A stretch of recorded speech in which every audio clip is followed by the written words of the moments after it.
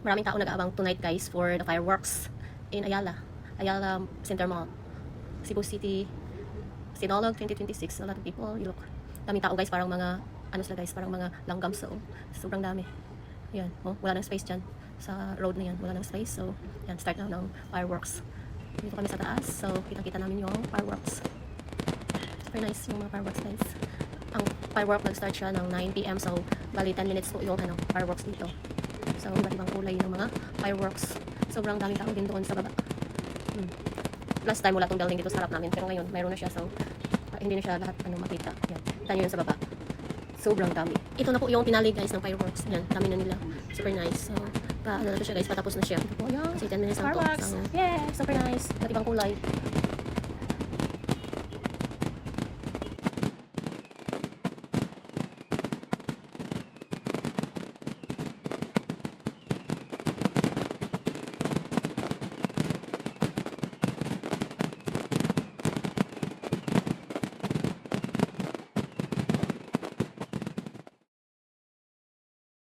And yan lang po ang fireworks.